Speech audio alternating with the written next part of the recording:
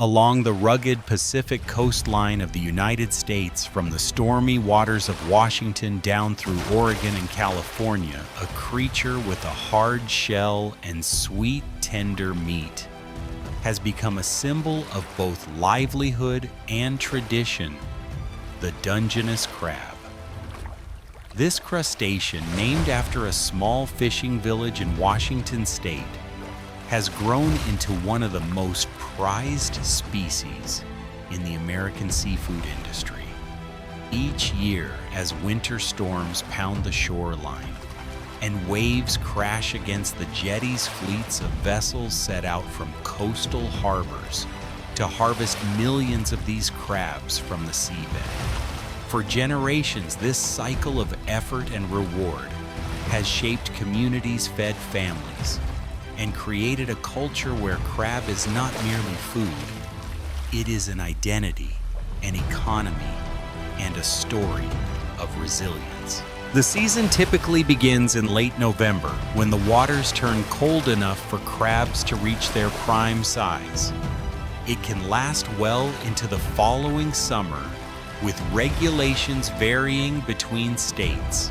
But the heart of the fishery always comes in the winter months, when other fisheries are closed and storms make fishing dangerous. Crab becomes the focus. For many coastal towns, the opening day of crab season feels like a holiday, with boats loaded, traps stacked high on decks, and families waiting anxiously at the docks for the first catch to return.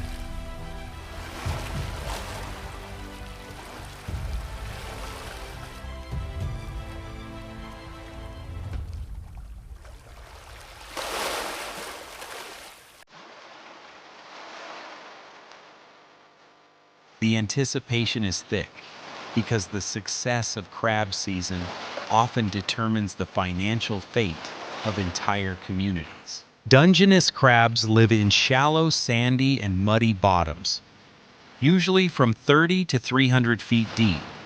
They are opportunistic scavengers, feeding on clams, mussels, and dead fish, which makes them perfect candidates for trap-based harvesting.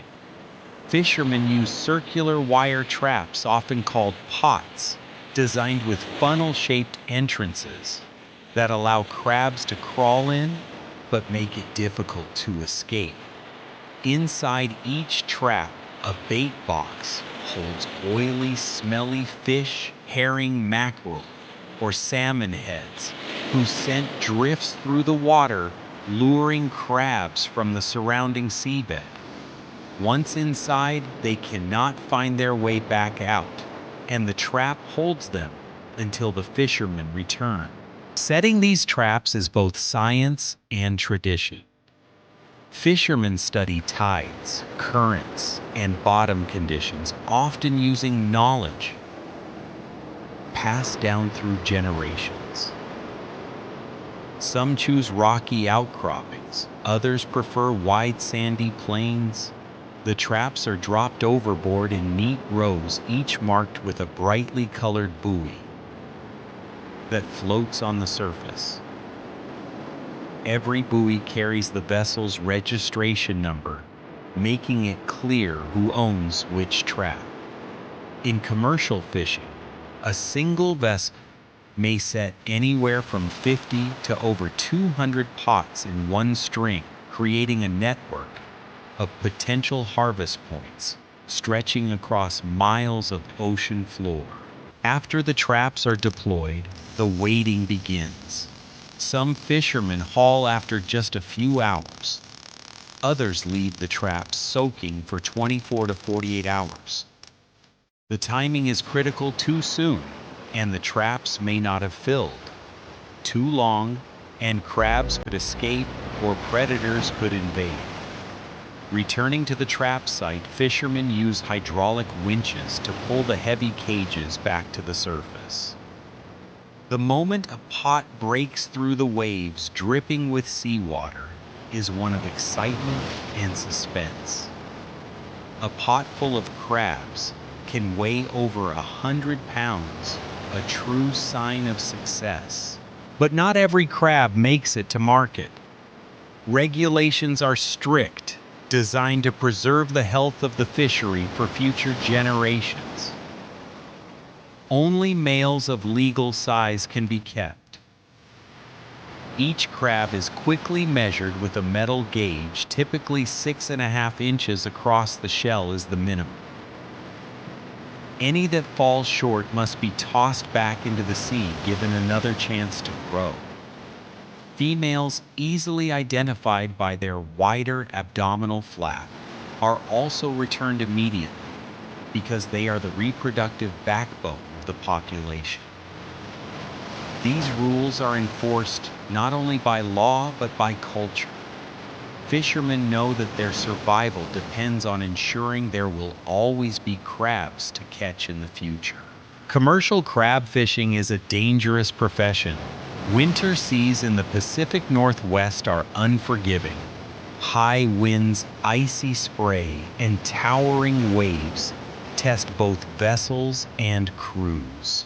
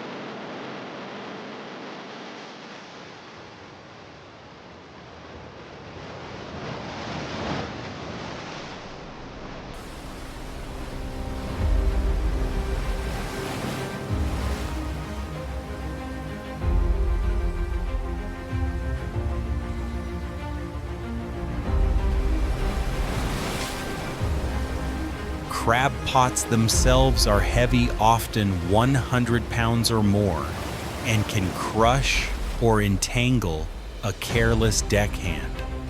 The work is relentless. Pots must be hauled, emptied, rebaited, and reset often in near freezing conditions. It is little wonder that crab fishing has one of the highest accident rates of any commercial fishery in the United States. Yet despite these risks, the rewards can be immense. A single good season can bring in enough revenue to support a family for a year. For many, the ocean's danger is balanced by its promise. On the recreational side, crab fishing is equally beloved. Families pile into small boats or gather along piers with their own smaller traps, hoping to bring home dinner. For them, it is not only about the catch, but the experience, the salt air, the thrill of pulling up a trap, the joy of cooking fresh crab that same evening. This connection between the ocean and the dinner table has made Dungeness crab central to the coastal identity of the West. Once harvested crabs are handled with speed and care. Freshness is everything. On board, they are stored in chilled seawater tanks or packed in ice to keep them alive until they reach shore. At the docks, buyers wait with trucks to transport the crabs to processing facilities where they may be cooked, cleaned, and packaged for distribution. In local markets, live crabs are displayed in bubbling tanks, while nationwide shipments deliver them to restaurants and grocery stores across America. Internationally, Dungeness crab is especially popular in Asia, where demand continues to grow. In the kitchen, the crab is celebrated for its sweet, delicate flavor. The simplest preparation remains the most popular, boiling or steaming whole crabs until their shells turn bright orange red. Served with melted butter or garlic sauce, the meat pulls easily from the shell, tender and fragrant. but creativity abounds. Crab cakes pan-seared with herbs and breadcrumbs are a staple.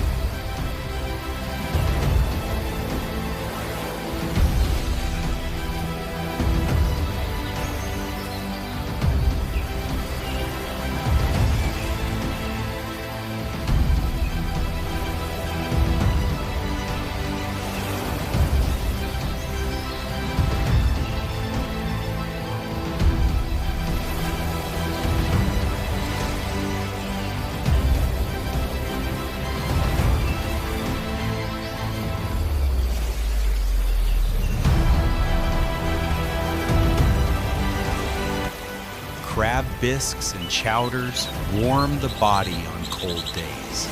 In California, crab Louis salad mixes chilled crab meat with crisp lettuce and tangy dressing.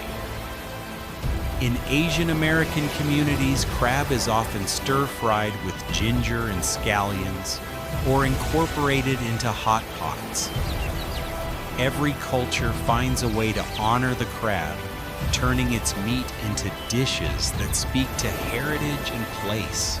Beyond the Kitchen, crab is also celebrated in festivals that draw thousands of visitors. In Oregon, the Newport Crab Festival is a highlight of the year, filling the harbor with the smell of steaming crabs, live music, and laughter. In Washington, festivals combine seafood with local art storytelling and maritime traditions, showcasing how deeply crab is woven into community life. These events not only boost tourism, but also honor the fishermen whose labor sustains the industry. But with all its bounty, the fishery faces serious challenges. Climate change is altering ocean temperatures and currents, threatening crab populations.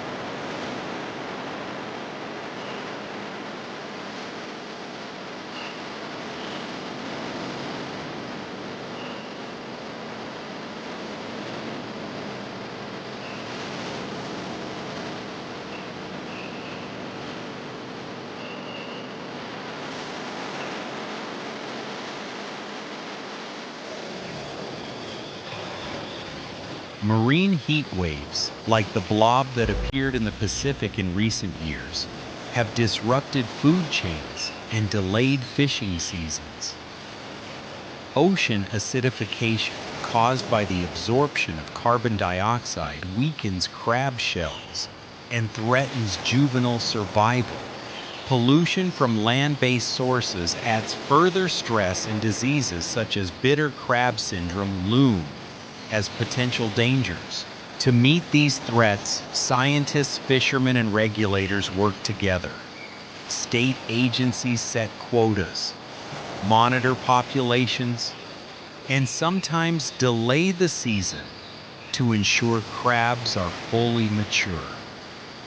Research projects track migration patterns, growth rates, and environmental impacts, providing data to guide decisions.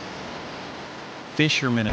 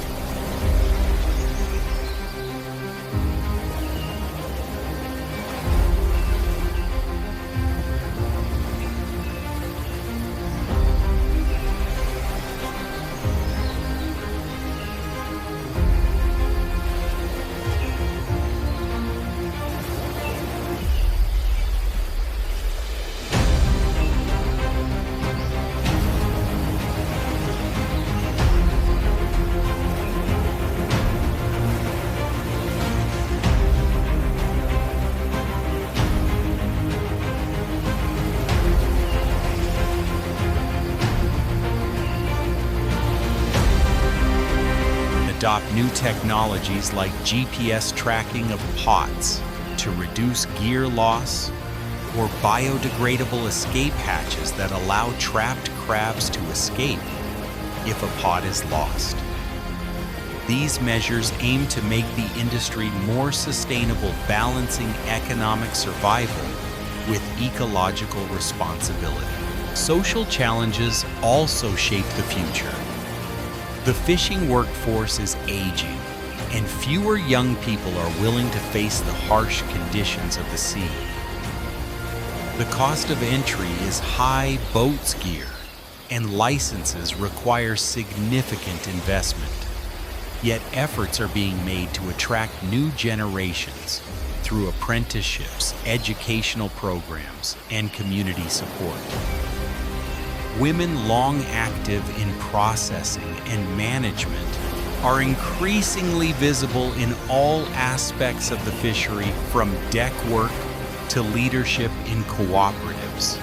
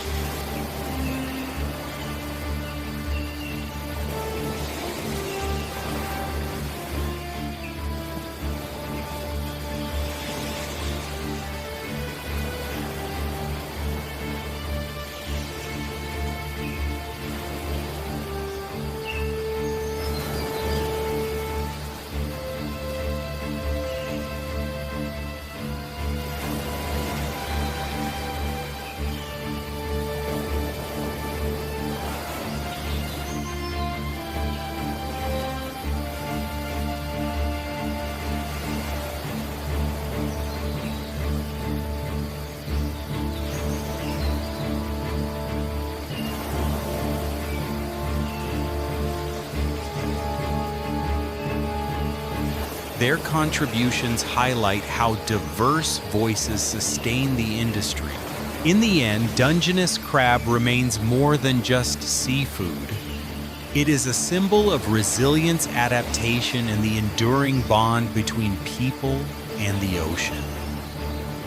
From the commercial vessels braving winter storms, to the families dropping pots from piers, from the chefs crafting elegant dishes, to the festival crowds cracking shells, in celebration, crab connects livelihoods, traditions, and ecosystems. It teaches patience, respect, and the delicate balance between taking from nature and giving back. Every time a crab pot rises from the depths, dripping with salt water and alive with motion, it carries not only the promise of a meal, but also the weight of centuries of knowledge, struggle, and hope.